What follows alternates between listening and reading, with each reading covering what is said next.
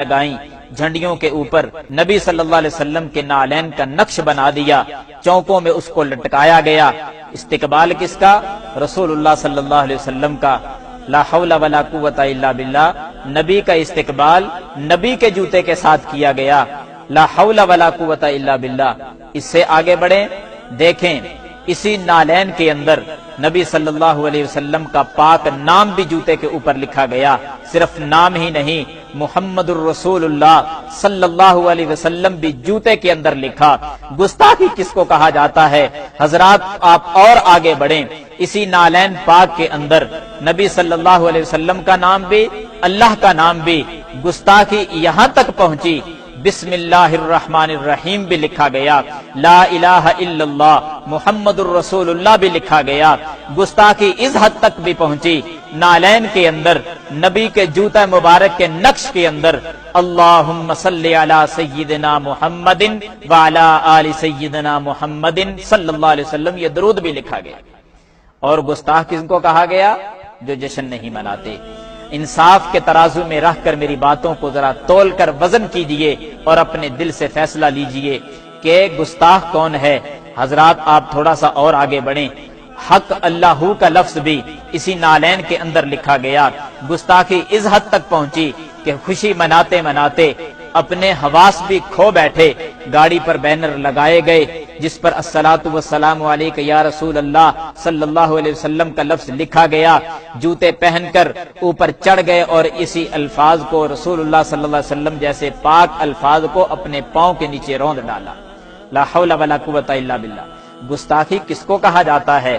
حضرات اگر آپ تھوڑا سا اور آگے بڑھیں، گستاخی اس حد تک بھی پہنچی ہے کہ سینمے کے آگے بینرز لگا دیے گئے، اشتہار اس خوشی میں اوپر لکھا گیا جشن عید میلاد النبی صلی اللہ علیہ وسلم کی خوشی میں آج 4 شو ہوں گے۔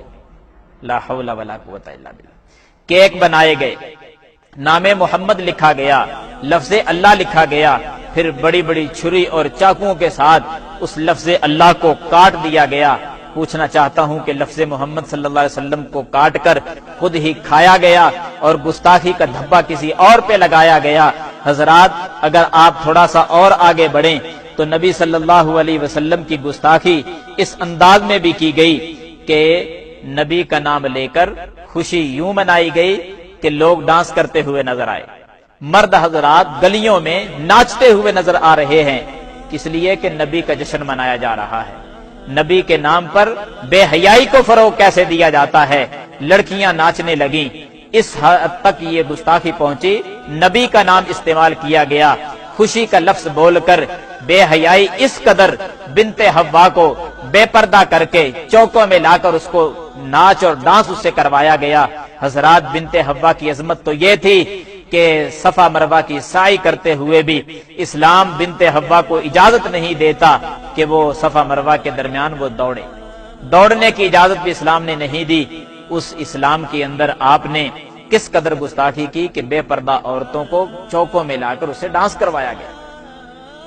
گستاخی یہاں تک بھی پہنچی کہ نبی صلی اللہ علیہ وسلم کی گستاخی کرتے کرتے اللہ کی گستاخی پہ اتر آئے۔ کس انداز میں؟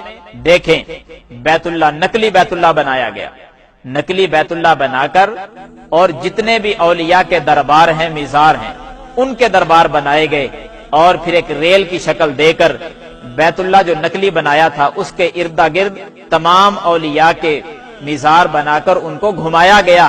یہاں تک بینر لگا دیے گئے کہ سوائے ابلیس کے سبھی خوشیاں منا رہے ہیں۔ حضرات یہ جملہ کہہ کر نہ تم نے سیدنا ابوبکر صدیق کو چھوڑا، نہ پیارے فاروق کو چھوڑا، نہ عثمان کو چھوڑا، نہ علی کو چھوڑا، نہ تمام صحابہ کو چھوڑا، نہ ائمہ دین کو چھوڑا، ہر کسی کو تم نے ابلیس اور شیطان کہہ دیا ہے۔ گستاخ پھر بھی وہ ٹھہرے جو جشن نہیں مناتے۔ فیصلہ تم نے کرنا ہوگا، انصاف کے ترازو میں رہ کر ذرا وزن کیجئے اور اپنے دل سے حق کا فیصلہ لیجئے کہ گستاخ کون ہے۔ اللہ تعالی ہم سب کا حامی و ناصر ہو۔ وآخر دعوانا الحمدللہ رب العالمین۔